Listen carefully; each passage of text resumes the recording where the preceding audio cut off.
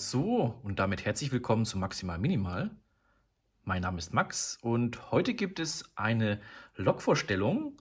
Und zwar, ihr habt abgestimmt im Community Hub und es wurde die neue 218er von Rocco, die 7320073, die 218 406, die Guste.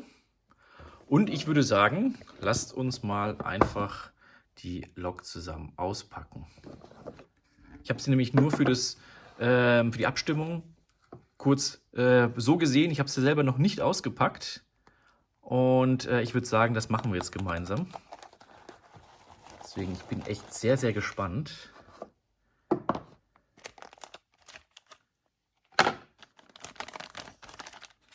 Ui. Also hier in der Verpackung kann ich ja nur kurz sagen, darauf würde ich jetzt eher weniger eingehen.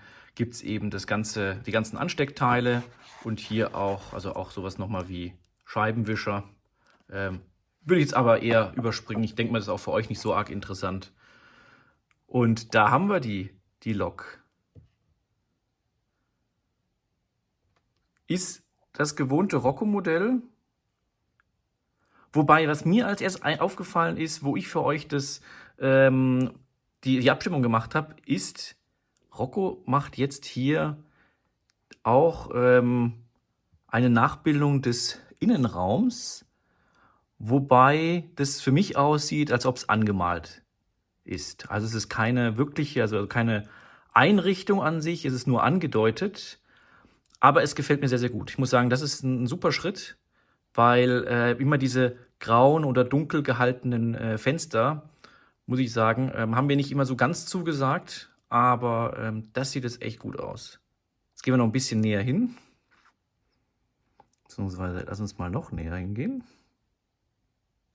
Kempten Allgäu, genau, ist ja die neue Kemptener Starlok.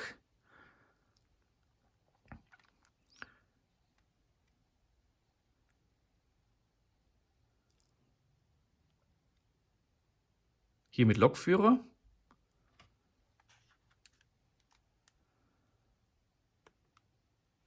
Und anhand der Hutzen sieht man, das ist eine 218er mit TB11 Motor und dem großen Lüfter.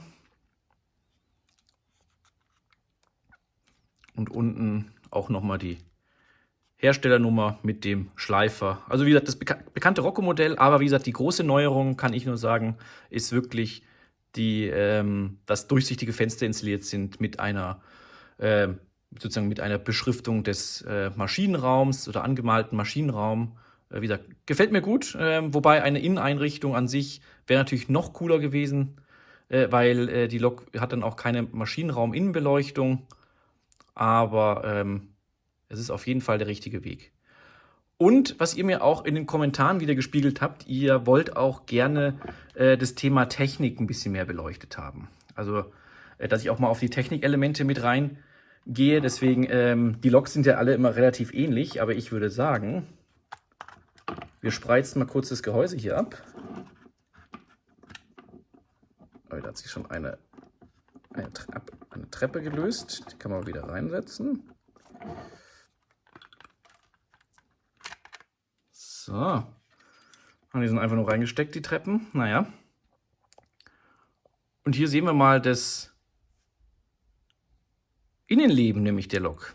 Was ihr gerne sehen wollt, die sehen auch immer alle ähnlich aus. Wobei, ich muss sagen, ich habe die Rocco-Loks, ich habe jetzt nur die älteren Varianten auch bei mir mal umgebaut gehabt auf E-Kupplungen. Sie haben einen größeren Pufferspeicher auch verbaut, das muss man sagen. Also von dem her, da auf jeden Fall eine super Sache.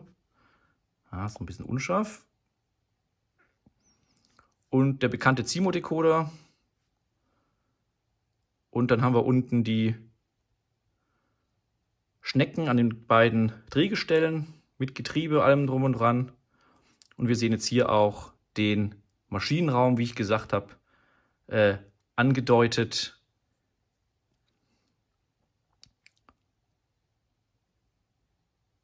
Wobei das jetzt hier nicht so schön ist. Ah, es ist draufgeklebt. Spannend. Und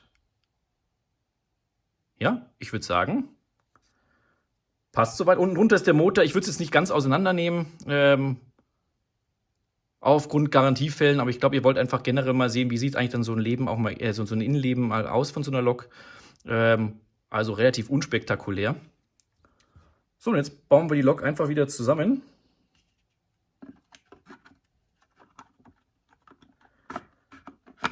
Setzen einfach das Gehäuse wieder drauf. Jetzt klipsen wir einfach die, das ist die falsche, die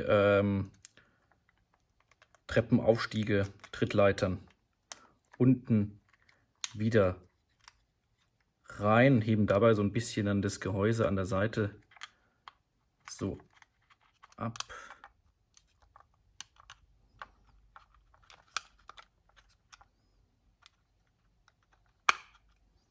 So, alle Trittstufen montiert. Und ich würde sagen, wir sehen uns wieder auf der Anlage.